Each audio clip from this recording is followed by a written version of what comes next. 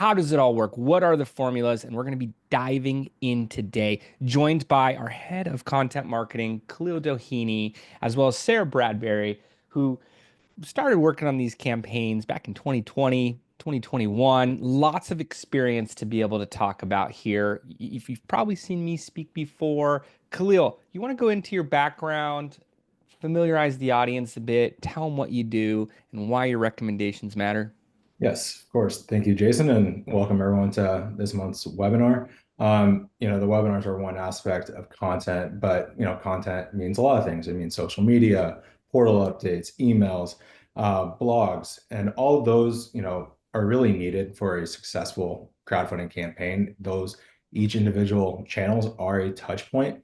And the main touch point we're going to be talking about today is social and how you can be utilizing social and not, having to spend more money on just ads. You can utilize social in an organic way and really try to get your campaign out there so you're not just focused on spending your ad budget, where you're having that organic social media to your disposal. So I've been working at DNA for going to 5 years. I really love what I do here, and I really get a chance to get our founders' dreams come true. And love sharing my thoughts here. Yeah, so pass it to Sarah. Hello, everybody. So like Jason said, my name's Sarah Bradbury. I'm one of the account managers here at DNA. I started in 2020 in the crowdfunding space as a content marketer. So lots to discuss as far as organic content marketing goes, specifically across social. And I'll hand it back off to Jason. Excellent, excellent. So when you look at the top websites in the world, you're going to see social media at the top there. You can purchase advertising. You could buy impressions, buy traffic, and from specific audiences, but you can earn it. And posts receive social sharing. Peer-to-peer marketing is the ultimate form. We're going to be going into how to do that today. And from this point forward, if someone tells you, social media posts, they don't get a lot of engagement, don't waste your time there, that's for kids, young social media managers, disregard all that. This is how the biggest brands, this is how the biggest investment opportunities, the world of private equity at that, operate here today in 2025. So, as always, our creative director, Brendan, has put together an excellent presentation that we spend time on. We block out a portion of the month just to determine what is this month's webinar, what do we want to talk about, what do we want to get into, what does it look like for the audience, what do you guys want to see? You're always welcome to reach out with different ideas, different questions, different requests. There's a chance we'll cover it, at least some slides here. So, it starts out with our headshots. Look at that team. We're going to be talking about how to reach investors and raise capital, but it begins with social media. What is organic social media? Uh, Khalil, Yeah. social media been there your whole life? How were you first introduced to these social platforms? Uh, going back to fifth grade where I probably wasn't, supposed to have a MySpace, but I did have a MySpace account. But yeah, social media has always been there, and it's just such a great tool to stay connected. Facebook was such a big thing in the early 2000s, where you had groups and you can poke and, put stuff on people's walls. It was such a great tool and it's such a great time to stay connected. And that just has evolved into something where, it's more than staying connected. It's getting your brand out there. And it's such a great, marketing tool now where, if you don't have a social media profile on a channel, whether that's TikTok, Instagram, Facebook, Twitter, or X, or whatever it is, it's not a good look, right? People are going to do their own due diligence. They want to see what the company has been up to. And, yes, Google's still there, but people are going straight to social media to see, what you're posting and do you have an online presence? I think you were too young to be on MySpace at that point, for the record. I got on MySpace after high school. Not to date myself too much, I knew kids on MySpace in high school. They were big in the music scene. They were posting, live journal type entries, but on MySpace. I saw it grow. And when I was in college, Facebook became a thing. You had to have that, .edu, and it was taking Santa Barbara by storm.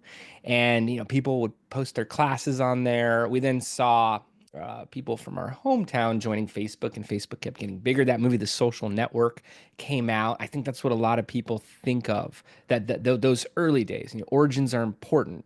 But as businesses learned to operate on there, at first it was social posts, and you would reach a good percentage of your audience just by putting something on there. Eventually, they put in the edge algorithm, so you're only reaching a small percentage of your audience because there's 1,500 posts or more you'd receive a day, and this is at that point, it's probably thousands a day based on how many pages you'd follow. It's just way too much content, so Facebook had to prioritize what you'd receive. And then there was, the misuse of the word viral. There was, influencer crazes. We used to work on influencer campaigns 2015, 2016. The influencer rates were very low. The responses were very high. There was then a fatigue over time. Audiences caught on. Influencers' pages got, branded as advertising platforms. So, this has been here. This has been in the background. This has been available the whole time. But, when I look at social media, I'm looking at top websites in the world that have social connectivity, interactivity, the ability to, send invitations, connect with new people as a brand, as an individual, to grow an audience and to be able to post to them regularly. So the surround sound of your campaign is present on a social campaign. Sarah, if you're going to look at an investment opportunity, what's the first thing you're going to do? The first thing I'm going to do is look directly at their social media. So just as we're talking about social media now, it's ever changing across all platforms, but it is still used as a search engine as far as how I do my due diligence when I'm searching potential investments. And I imagine you do that outside of investments too. If you're checking out a restaurant, maybe a new friend, I mean, you could really look for the credibility of anything, anyone online, right? Yeah, the stalking is real.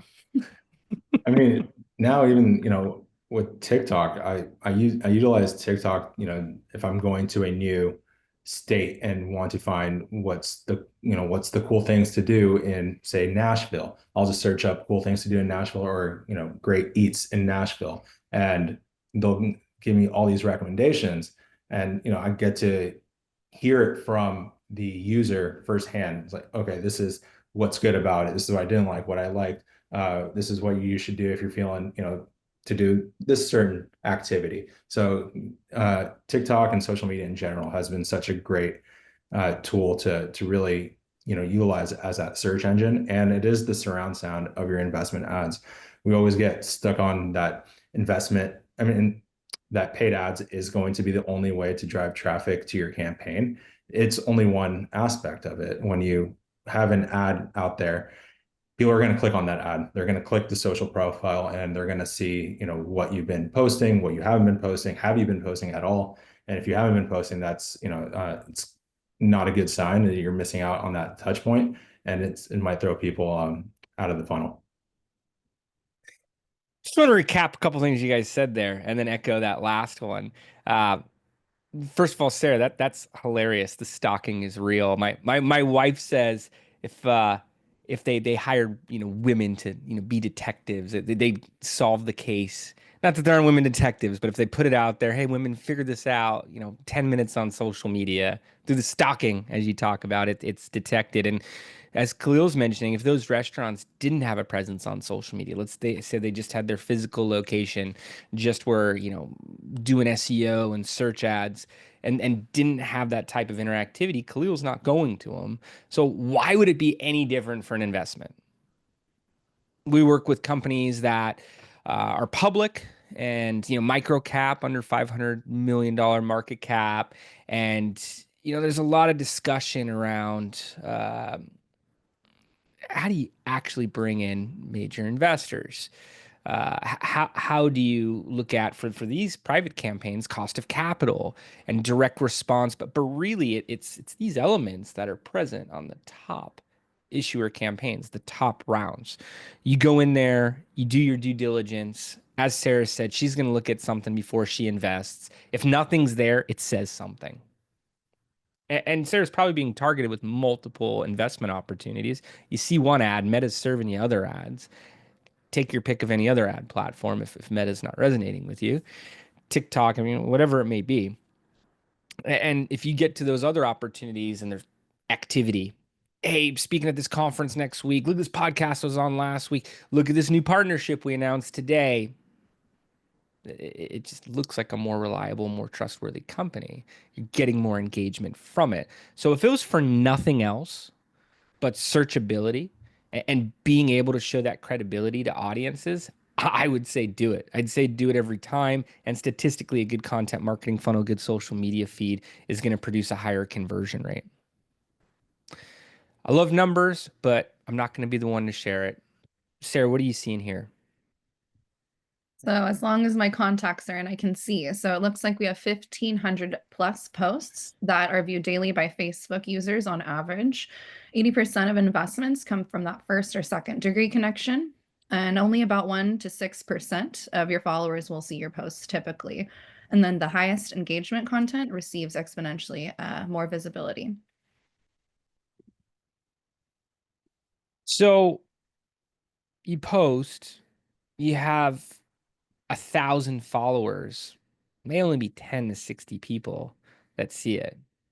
Even if you have 10,000 followers as a business, 100, 600 people see it. Now, if you get that high engagement, it's being shown to more people. That's why, let's take it to individual. That's why you probably see on the top of your feed posts from your closest friends, family members, pages that you engage with the most, stories that you watch through the end the most. But like a life event. So and so got married. So when your cousin's having a baby, the comments are probably in greater volume than the other posts on that individual's page. Breaking this down in a super simple way because I think it's very relatable. How come I always have weddings and babies at the top of my Facebook feed? Because those posts are getting the most engagement. And it's true. I'm going to press the like button. I may even comment. I don't comment that much if I see that type of life event. So it's shown to 100 people and 60 of them comment. That's huge. You're looking for, 1% engagement rates to see 80%. Facebook's going to say, Meta's going to say, Instagram's going to say, more people need to see this content. Same's true with businesses. Same's true with influencers. Businesses actually have a lower entry point than individuals. So you have to beat out those wedding posts. What can you say that's going to get more engagement than your neighbor getting married and their whole family commenting? That's what you need to ask yourself when you're determining what to post. Khalil, you want to speak to this page? Yeah, understanding platform algorithms. Um, yeah, so every channel is going to have its own type of algorithm. We see where with Meta slash Instagram, prioritize engagement and time spent. So, how long is someone spending on that post? How long are they watching the video? Are they watching the video sound on, sound off? Uh, and then with LinkedIn, we want to talk about professional, anything that's relevant to a professional setting. And for X slash Twitter, values timeliness and conversation. TikTok, like we mentioned earlier, it's that discovery engine, it's that search engine that really, gives you an opportunity to search what you're looking for. Just yesterday, I went on TikTok and I had to figure out how to install a doggy gate. The instructions, were not working for me. So I went on TikTok and searched that same doggy gate and was able to find those instructions and someone going through it and was able to install it. So, the algorithm now, my whole algorithm on TikTok is doggy gates for some reason. But that being said, every channel has its own algorithm. You need to treat each channel how it's supposed to be treated. We can't just use one strategy for one channel and expect it to work on all the other channels. So try to figure out what works for you on one channel, and then try to see what you could utilize for the other channel and vice versa. And really, this should all be showing up in the competitor audit Mhm. during your strategy. If you don't know how to build a strategy, want more details to figure out how agencies develop campaign strategies, especially for campaigns around capital raising, take a look at our YouTube channel, have several webinars on it. Google our name, my name. You'll see articles. I did one with Forbes. You see checklists and spreadsheets. But essentially, you want to start with an industry overview and a competitor marketing audit. And in your competitor marketing audit, you want to look at brands that are most similar to you or competing for the same audience as you, and what channels they're using, what days and times of week they're getting the most engagement, what types of content are stimulating the audience the most. And you may find opportunities on these channels. Maybe no one in your field's on TikTok.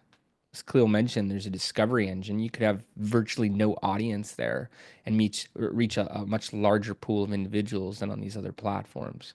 Uh, Gary Vee would say you want to be the first in your industry on these different social platforms.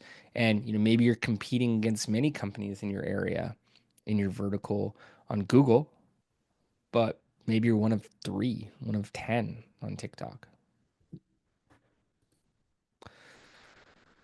Okay, the organic content ecosystem. Sarah, you want to break it down? Sure thing. So, as far as organic content goes, there's a lot that is outside of just social. So, we have outlined here our email content. So, there's 40 to 60% open rates versus the 1 to 6% of social reach that your individual post could have on whichever platform you post. There's portal updates. So, this is the direct investor communication. So, you can always leave updates on your company raise page, just informing any sort of audience members on highlights on your business, any sort of company updates that would be relevant to their knowledge. There's articles and blogs, so searchable, linkable assets. This can be something that's hosted on your website, potentially a landing page if needed. Also, webinar events. So, something like this, high conversion investor events, we can do something like that for investors. So, you can go over your pitch deck. You can open it up at the end for potential investor Q&A. So, any sort of frequently asked questions that they could have. And then there's also direct outreach, so personalized investor communication. This is something that can be done on LinkedIn. You can do it through direct messaging on social platforms, SMS messaging if you have their, phone contact, and then that's just outside of social posts. So there's so much that can be done, and it all goes together. Yeah, and it's, all these different aspects that Sarah just pointed out, like she said, all does tie together. Say that you do a webinar. That webinar is recorded just like this one. And we are going to take that webinar and we're going to chop it up into different pieces. And now we can post it into, bite-sized social media posts. And the same thing with the articles and the portal updates. So it all is one, big circle. When people hear the word content marketing, ultimately they think of social media, but it's not just social media. It's all of these that tie in to social media. Social media is just one pillar of content. You need to, be activated on all these channels in order to really maximize your chances for a solid return. When we break down marketing, we put it into three categories: content marketing, advertising, outreach. Now, they all go hand in hand. We have outreach specific to content marketing and social media listed in here. But at times, we'll speak about what organic content marketing is, and I'll watch founders, CEOs, marketers kind of roll their eyes if we start the list with social media. When really it's all of these things. And if we go into webinars, if we talk about email, we'll get a different type of listening. You can see on the email, 40 to 60% open rates. If you're getting 20 to 30%, it's average, but you can work with the email marketing experts. We can give you tips on the types of headlines, the types of tools to use so that you reach more of your audience. The portal updates, that's supposed to be the central point for your campaign. Articles, blogs, search engine enrichment, give the platform something to pull from. And you can then splinter this long form content into various types of social posts. You could talk about it on your email. Again, everything goes hand in hand. Can definitely mention on the portal updates, the webinar events. We've worked on webinars over the past week that have raised hundreds of thousands of dollars during the webinar. Webinars, one yesterday, one last week, hundreds of thousands, uh, one was 500,000 during the webinar. You have to make sure there's enough of an audience there, but that's the power of this stuff. And merely driving traffic from paid social to your offering page and asking, hey, why isn't my cost of capital better? Which is a question everyone asks, by the way, the top issuers, the bottom issuers. This is potentially what's missing. If you're doing every one of these pieces, you then want to look at three things: the audience, the creative, the funnel. Who am I targeting? What am I targeting with? What funnel am I taking them down? This could be the funnel that you're taking them down. Imagine having your advertising drive through each one of these pieces of content. They sign up for a webinar. Now they're getting email content. They're directed to the portal. They're asked to follow the page. They're receiving articles on both the page and email. They're invited to your social media. There's some incentive around that. Now they're seeing all your social media posts. Far greater likelihood that they're going to convert.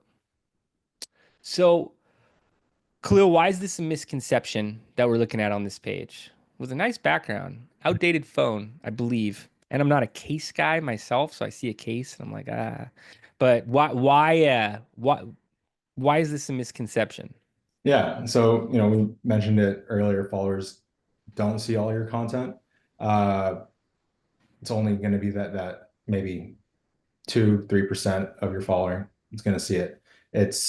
That's just how the algorithm is structured. And the more and more you post, the more and more it's going to feed your content to more of your followers. So, consistency is key, and you really want to build all your channels so you can redirect people to different channels. I know, going back to the previous slide with all those different channels that we talked about, those are all great if you have an audience. So you want to make sure it all starts in the pre-launch phase. Do a LinkedIn campaign, build that email audience, build out your network on LinkedIn, do that outreach so you have someone to post to. So when you launch your campaign, you're not posting to a ghost town. You're posting to an actual engaged audience that's excited to learn more about your campaign. Is there anything to add to that? No, I was just thinking the same thing. Just the more you post, the more optimized your content is going to be. You can A/B test, different themes, and then that's how you can finally start getting your content to be seen outside of Ghost Town. Do you ever hear of this misconception? Algorithms are fixed and unchanging. Yes, they're always changing for all sorts of platforms. I know for a while on Instagram, if you had reposted something from TikTok that still had that TikTok stamp on it from being downloaded from TikTok, that the Instagram algorithm would not prioritize that video. In the algorithm Ooh. would deprioritize it. So I know that that's been ever so slightly changed. I know now Instagram is working with TikTok on using those same sort of audios that are performing well. So occasionally it will change. So previously with Instagram, it did not post TikTok and a high priority on the algorithm, and now it does. So interesting changes, but this is a very big misconception. They're always changing. Although I do want to add something there. When Yes. I was first taught about content marketing as an advertising guy who had a social media background, I mean, I had managed celebrity social media accounts. I'd worked on early stages like 08, 09, 2010. You could still say 010 because there's still no. But uh, when I first learned content marketing and figured out how social media fit into that spectrum, I was taught content marketing is the creation of good, engaging content that's designed, it's physically produced to stimulate social sharing and high authority links. Now, the word link can be said in different ways on social media platform, but it's stating create content that is engaging and is measured by how much your audience is sharing it. If you have high profile publishers, individuals, pages repurposing that content, wow, speaks even louder.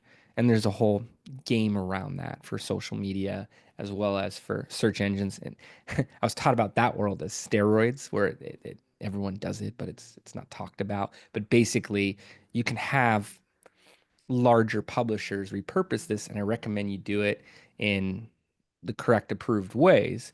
Uh, but by doing so, it carries even more weight in the algorithm. You want people, that have large followings to repost. I mean, first of all, it's going to get into their audience, especially on LinkedIn.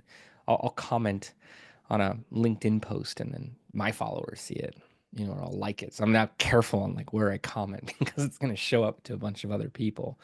But what I'm trying to say here is we're talking a lot about the algorithm. I don't want to go over anyone's head. I don't think we are. But at the same time, create good content. Ask yourself, if I'm the target audience, am I going to care about this piece? Mhm. Am I going to share it? If I'm not going to share it, why are you doing it? Doesn't mean don't do it. It means put more thought towards it. Really spend time on that strategy. Look to front load some of that social sharing.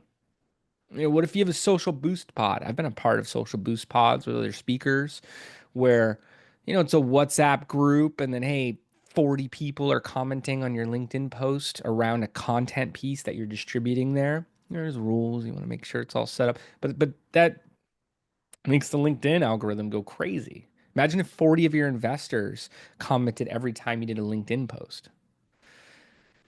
You want to learn how these algorithms work and in real time and set your posts up to get the strongest distribution, the strongest performance, the strongest results. But don't get overwhelmed by that. Start with quality and determining how you could get more people to share what you're doing. Then look at how to shift it with the algorithm. Because otherwise you get in arguments around, oh, Facebook looks for this and LinkedIn looks for that. And I actually think this platform, create good engaging content, get people to share it. Clue, what do you think about hashtags? Yeah, I mean, that's hashtags have changed throughout the years. And that's probably going to go into another slide that we are going to talk about. But hashtags on Instagram are going to be different than hashtags on TikTok or on X or even on Meta. Um, you have to realize there's a brand new user on social media every single day, every single second. And that's another user that's going to be using hashtag photo dump or hashtag FYP. So we have to be very strategic on how to use hashtags.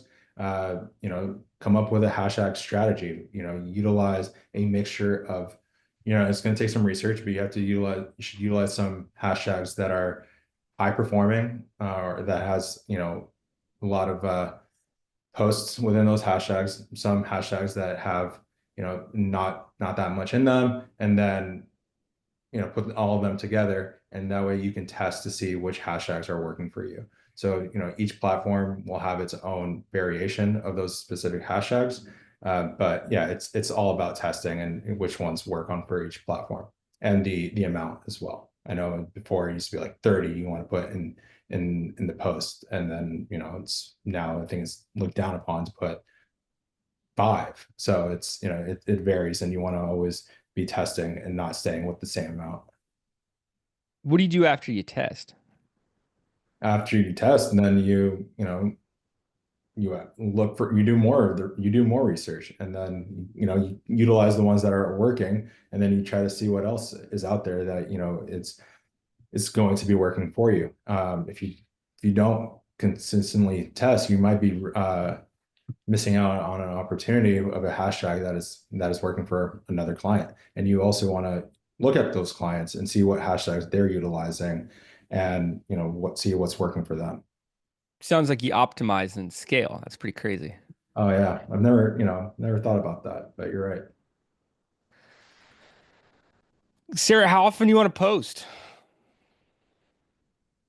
You can post as often as you want. So we do usually say, quality over quantity, but in this case, it would be quantity in order to test the quality. So I would say post as, frequently as you'd like. We always recommend doing, between 3 and 5 social posts a week. We do, an email a week, a blog a week. I'm sorry, a blog every 2 weeks. This is a pretty standard frequency. If it goes into, posting stories, I would suggest posting a few more stories rather than posts. But this is something that can be ever changing as well and just depends on the platform. I would say on LinkedIn, maybe once a day. I would say on Instagram, perhaps once a day. I would say Facebook, you can do multiple times a day, Twitter, multiple times a day, TikTok, multiple times a day. But you really do want to post as much content as you can to really test, optimize, and scale that content moving forward. And it comes down to how many updates you have, of course, right? So if five amazing things happen that day, it's not like you have to wait a couple days to post it. You do want to see how it fits into your larger content calendar and not just be overrun by emotions. Let me get this out, let me get that out. Again, unless you have that type of consistency with your momentum, with your updates. Have it fit in a content calendar. Look to see where you can add more on those busier, more exciting months. There are brands where it's more appropriate to post daily or several times a day, but encourage to encourage founders, CEOs, marketers to take those same steps could be misleading. I'd rather see fewer posts that are much stronger quality than just chasing frequency. And don't pull the plug too early. I feel like that's something that we've seen a lot where founders, won't see the engagement that they're looking for on the social post, Yeah. and instantly will say, "Oh, it's not working. It's a waste. Let's just do more ads." No, it's everything is testing. You want to see the analytics. Each social platform has their own set of analytics of your posts. You want to see what's working. And from there, you can optimize. And then from there, of course, scale. And so, don't pull the plug too early. It's a marathon, not a sprint. So you really want to make sure you're testing to see what actually works for you. Exactly. You always have assumptions going in. Let the numbers tell you what's working best. One viral post will fund your campaign. False. First of all, I hate, and I don't use the word hate much, the word viral. Viral means it's just uncontrollably spreading. There are viral posts. It's a decimal of a decimal of a decimal of a decimal of a percentage. It's statistically not something you are going to see. Can you create a post that uh, generates a high volume of social shares? Yes. Is that viral? If it's 60%, 100%, perhaps, but it's not what you want to shoot for in general. And one post, one announcement's not going to do it. If Khalil contacts me and says, "Hey, let's play pickleball," I'm probably not going to say, "Yes, I'm going to see you at the court in 5 minutes," an hour or whatever. It's going to take reminders. It's going to take thought. It's going to take some level of planning on both of our parts, at least on my part. I mean, he maybe already has it all figured out. And that's something I want to do. Khalil, send me that invitation. But an investment from a company you don't know, even a company that you follow, even if it's one you've invested in the past, and that's the warmest of audiences. We see repeat investments from retail investors all the time on this stuff. 10 to 30% of the investments at that on any given round. You need follow up. It's going to be 7 touch points or more. Don't just do 7 posts. You need that regular activity. You could create immediacy. You could create different closing dates. You can have all different types of things occurring to produce more activity and more action. But one post isn't going to do it. Don't even try. Yeah, I mean, and then it kind of ties into the previous slide about frequency. Yes, one viral post won't fund your campaign, but it's adding more to the algorithm. You know, that person that is going to be posting consistently to try to get viral is just adding more content to, you know, their social platforms. And, you know, if you are just waiting for that one viral post, that's an opportunity your competitors are taking to, really get their content out there. Yes, you know, they're not going with that intention of being viral, but they might end up getting viral just because of how much they've been posting and the content that they've been trying to get towards the race. Exactly. Our first Regulation A Plus campaign we worked on, Rayton Solar, featured Bill Nye the Science Guy. Bill posted 2 times during the campaign. There were spikes of investments for a 24-hour period. Uh, can be considered a very successful post, but can compare to the type of capital raised continuing to post about that, let alone distribute across other content channels or uses paid advertising. So we're talking about organic, but you still want to use your organic to determine what to use on paid. You want to use your organic across multiple channels, multiple mechanisms. Always want to be thinking about how you could get more from the content, not just how little you can do to raise a lot. Um, what about these recent algorithm evolutions? Who wants to fire through these? I'll read them off. So recent algorithm evolution. So video content receiving priority across all platforms, platforms taking features from competitors, increased emphasis on authentic non-promotional content, native content favored over cross-platform sharing, and then AI-driven content matching becoming more sophisticated. So lots of stuff going on. And this one right here, the video content receiving priority across all platforms. So previously with Instagram, you were not seeing that. Then when TikTok took the reins of video platform posting, then we started seeing that update. I know even YouTube started doing YouTube Shorts to try to level the playing field a bit more, but seeing that there. Also, platforms taking features from competitors, so the viral audios going around, all of that stuff too. Yeah. And you know, speaking more on that platform taking features from competitors, yeah, we've seen it with Instagram. They saw the stories working really well on Snapchat, so they adopted it. And then they saw the TikTok videos working really well, so they adopted, you know, they have their own reels. But and we're seeing it now on LinkedIn, X, YouTube. We're seeing these different social platforms adopting these different features, but still staying true to their, you know, that native content, but just in different aspects of posting. You know, Instagram used to just be pictures, but now it's this whole variety of pictures, video, stories, reels, and you know, LinkedIn was just articles, posts. Now we're seeing, you know, these professional business type of videos in short form content. Same thing on YouTube. So it's, yes, they're adopting different features, but they're still staying true to their platform.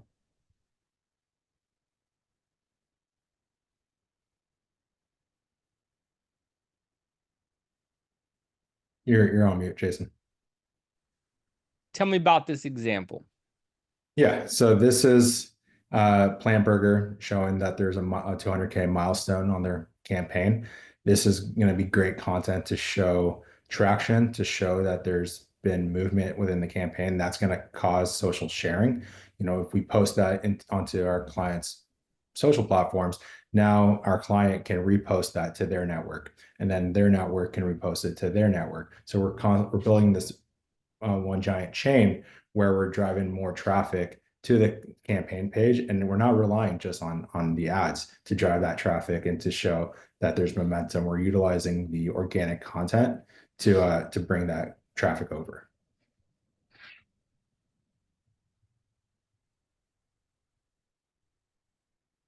You're on mute there, Jason. How do we orchestrate all this, Sarah?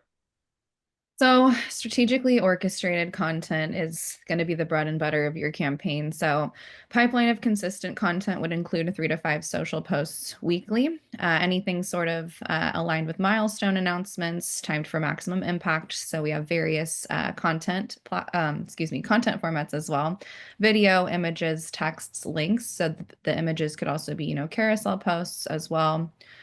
Platform specific content adaptation. So, of course, you're not going to be posting a reel or a TikTok on LinkedIn, whereas you could do that on other platforms. And then engagement focused calls to action. So, invest now, learn more, read more, watch more. And then cross-platform promotion strategy. So if you're posting one thing on one platform, you're going to want to make sure that that's posted across all other platforms that you currently have as well. So if there is a social post that's around, the milestone, you're going to want to make sure that there is an email included for this milestone, perhaps a blog. And then if you're going to post a press release, you can do that as well. So maybe not so much for a milestone, but any sort of or live features would be great for a press release.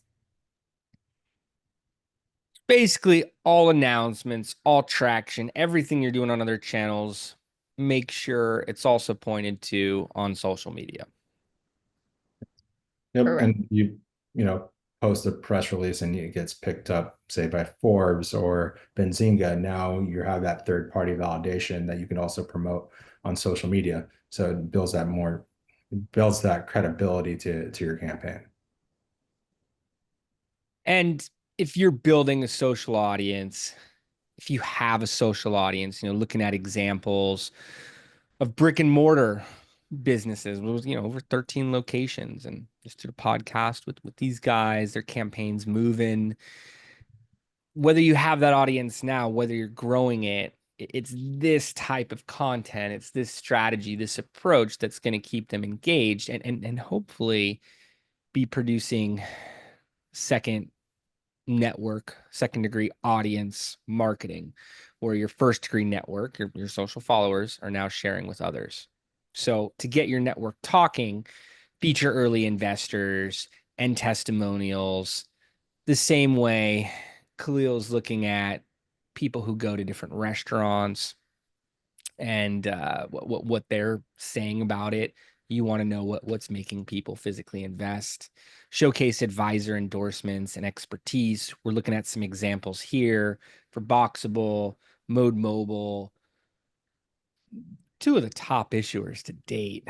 Always impressed by what the Mode Mobile team's doing. They're raising over $1 million a week. Boxable, over 1.9 million last week. Bushwhacker Spirits, seeing what's making their campaign pick up steam. Pythias Energy just completed at 4.4 million, and pointing at who's investing, the advisors, and their authority, their authoritative narrative around it. Highlight press mentions. We're seeing some of that here in industry recognition. Document founder speaking engagements. If I see a CEO saying, "Hey, make sure to watch my keynote at this physical conference. We're doing a digital broadcast as well. You could tune in for this aspect of the summit." If they're a guest on a major podcast, if they're on a local television station, it makes these channels come alive. It stands out when I'm looking at my social media feed, and these people that I know, these companies that I follow, these companies that we work with are having that type of activity, that traction. I always say the most proactive founders have the most successful campaigns. And as an agency, we're merely working on behalf of these founders.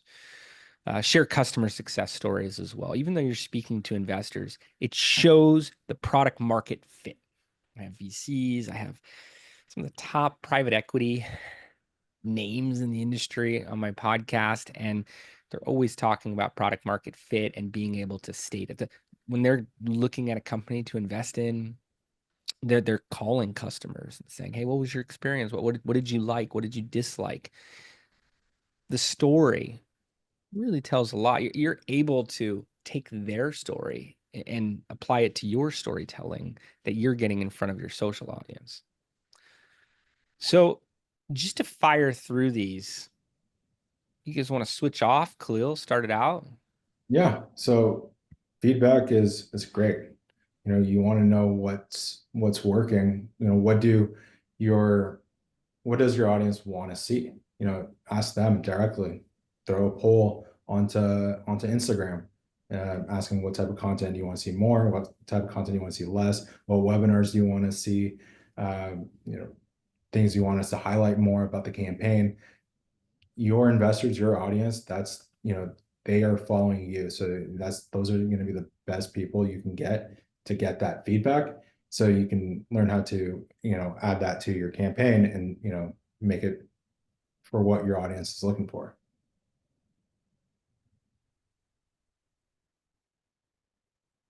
Sarah. Okay. And then respond quickly to all comments just to boost the algorithm visibility. So Jason, like you mentioned earlier, when you're on LinkedIn and making a comment on someone's post, and then all of your followers suddenly see that comment on someone's post, and perhaps they weren't following that person initially or had no idea who this person was, because you are engaging and because you are replying to comments, then that shows that you are engaged in your campaign or what you're talking about or what you're doing. So this increases engagement visibility as well as algorithm visibility. Yes, tag relevant parties to expand reach. This is a great one. Before you could just tag someone, I could tag Sarah or Jason in a post and they would just be mentioned. But now, platforms like Instagram actually allows you to collaborate, right? So where you add them as a collaborator, it's not now only just a post on your feed, it's a post on their feed. So you are increasing the visibility of that one post just by adding someone as a collaborator. And then from there, they can share it to their network and, just keep going in that chain. So you're really just building that visibility from just adding someone as a collaborator. I know it's something that we've been doing a lot more here at DNA. Jason with his podcast, we've been, adding people as collaborators so we can, have them have their audience maximize the reach of that post. Makes it super easy when you get that button to collaborate and you can just click it. Create shareable, bite-sized investment insights. So what's resonating with your audiences, with your prospects offline, encapsulate into digital format, have it show up as a social media post, have third-party validation if possible, talk about who pointed this out to you and why it's resonating with them, put a logo, a face, but shareable, bite size. You're creating the articles, you're working on the webinars, get these little splintered nuggets that you could get in there. I could turn this webinar into 12 different social posts, right? So when, I always kind of cringe a little bit when clients say, "Oh, we don't have content to post." Well, we just did a webinar. We could cut that up. We just did an article. We can cut that up. We can take pieces of that article and put it on a social post, and some we can quote it, right? So there is content out there from anything that you have created, even if it's been something that you created in the past. It's something that you can bring back into your feed, so that way you're constantly having content going out. So when I hear we don't have anything to post about, it's like, did you really exhaust all your assets? You have a webinar that you just recorded, that you just posted the full replay, but you didn't take any clips from it. Especially if that webinar has a guest, Exactly. industry thought leader, anchor investor, even more to work off of.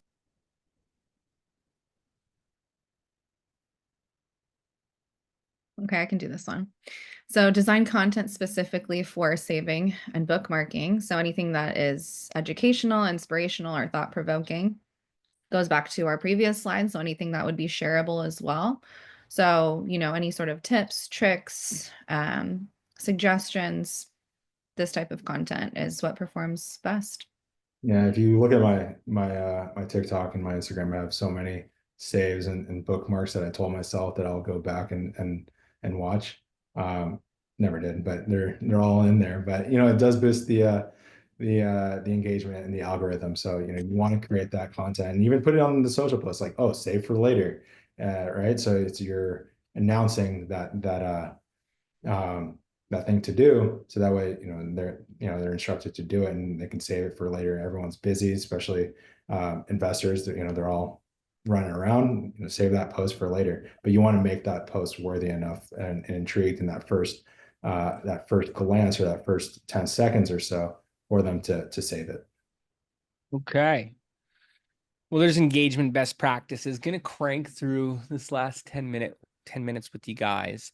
So, algorithm recovery tactics, optimizing your content for the algorithm, analyze engagement patterns on recent posts, identify content types that are getting higher visibility.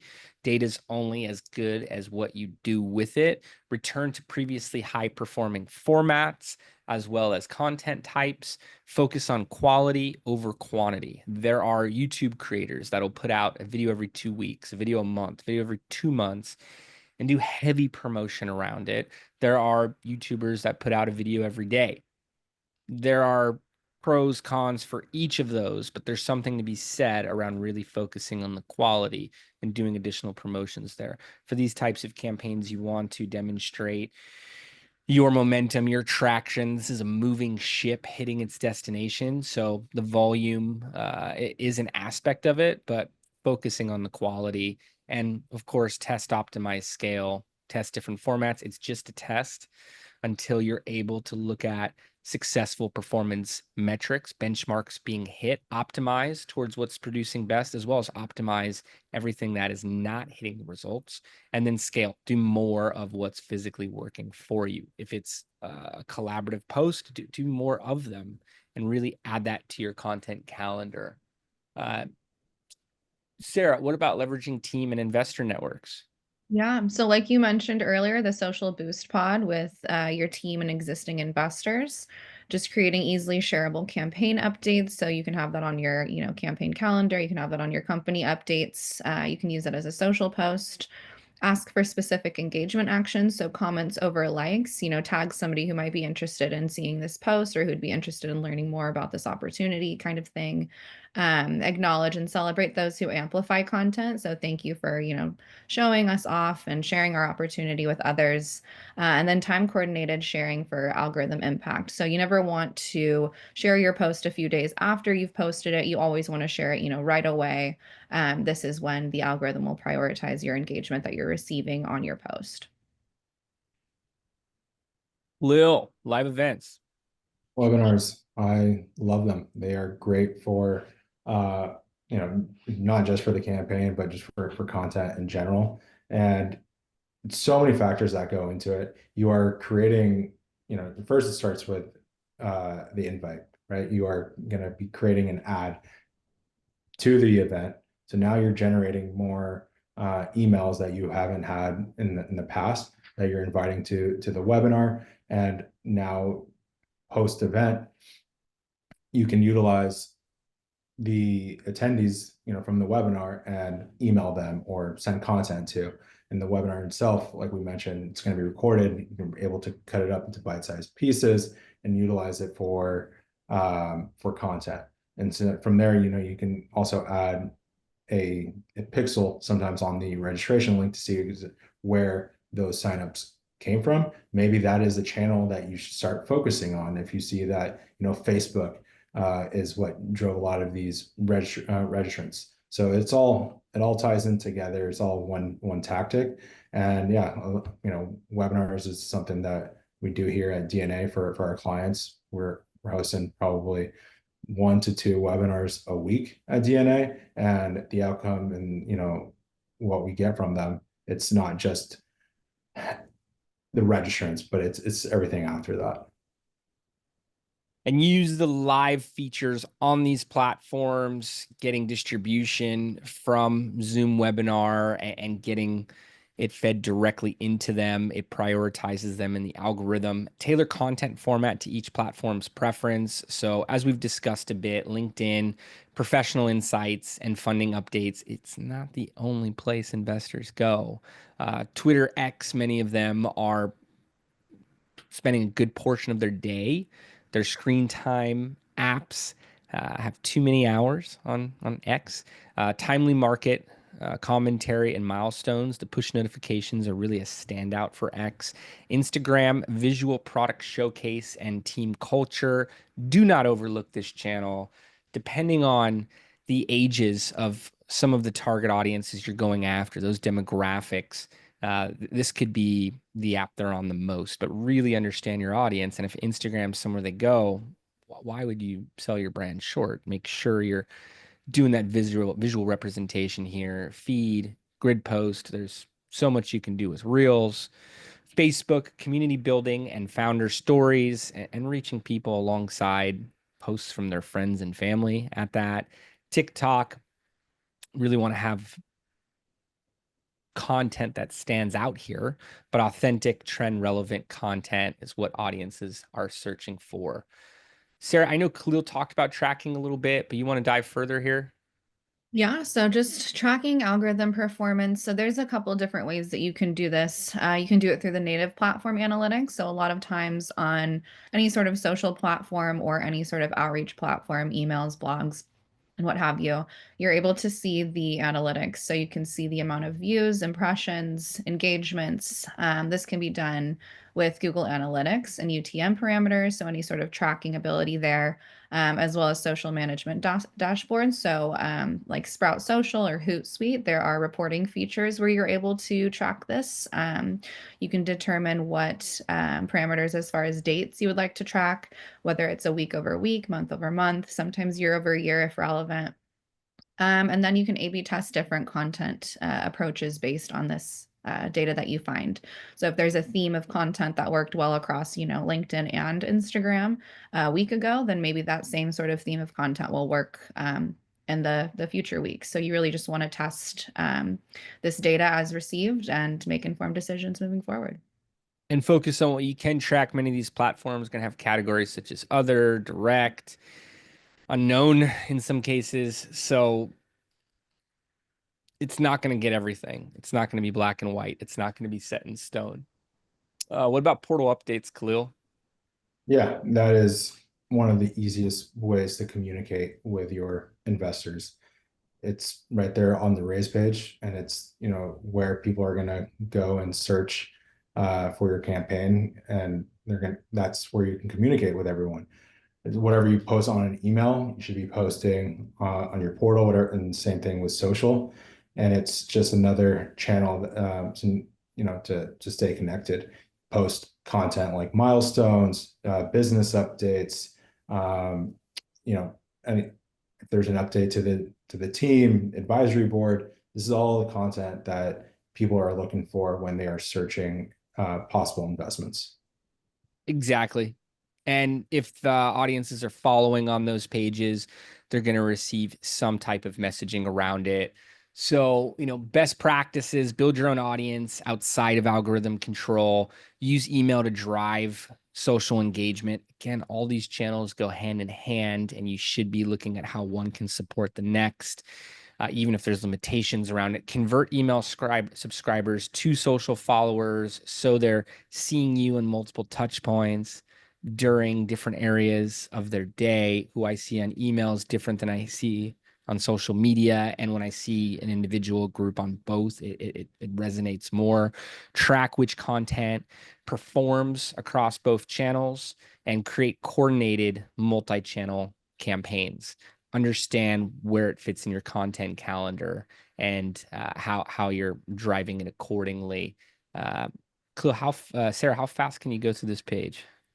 Let's see. How many times can I say it? 5 times fast. All right. Avoid these common pitfalls with algorithm mistakes.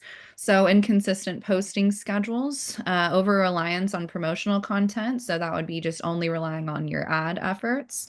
Ignoring platform specific best practices. So we're not going to post a TikTok on LinkedIn unless there's some relevant content to include as well. Failing to engage with comments and messages. So you never want somebody to just be sitting idly with no response if they have a question or make a comment on your post. And then using outdated tactics, so excessive hashtags, engagement baiting. My personal favorite, the filters on Instagram over graphics. Don't do that. You heard it here. And just to wrap up, the final algorithm mastery advice: be consistent. Quality engagement trumps quantity. As we've said, own your audience outside of algorithms. Test, measure, and adapt continuously. Funny, I messed up the word test. Focus on investor value. not self-promotion. What do they want? Not what do you want to talk about? Build community, not just content. We did it. Went through the deck here. This is going to be available on YouTube in a week. If you'd like a copy of the presentation, please feel free to reach out to us as well as any questions. I know we went to full time here, so don't have the time to address those directly, but please reach out to Khalil, Sarah, myself on LinkedIn. Send us messages. We're friendly. We love talking marketing. We enjoy drinking coffee while watching these video presentations. And Khalil, Sarah, anything you want to end with here today? Content is key. Don't miss it. Don't skip it. You need content for your campaign. If you're just relying on ads, it's not going to work to the best of its ability. You need content to really support those ads. And I would just say stay consistent in your efforts and never forget to test, optimize, and scale. Boom. Mic drop. And don't let the mind games get to you around your marketing campaign. Speak to the experts. Talk to us. Talk to campaign quarterbacks. Talk to other marketing agencies. Talk to consultants. Talk to portals and broker dealers and tech platforms. Get all of the different perspectives, not just one. You're working with an agency, talk to more. You want to do everything you can to succeed and in the allotted times. The success metrics in this industry are not great. They're better than offline capital raising, but still, you want to do everything you can to bring in relatively substantial amounts of traffic and see the appropriate conversions to hit the full amount of your raise, of your whole exercise. So don't sell yourself short. Don't overlook these channels. Don't work off misconceptions. Use the best practices. You've heard it here. We're working on 30 campaigns plus at a time. I've worked on over 500. You've heard the backgrounds of Cleo and Sarah. We've tested, we've seen things not work. This is what does. Make sure you're implementing. And thank you for tuning in. We'll see you next month on our next webinar. And let's talk beforehand. Take care, everyone. I'm going.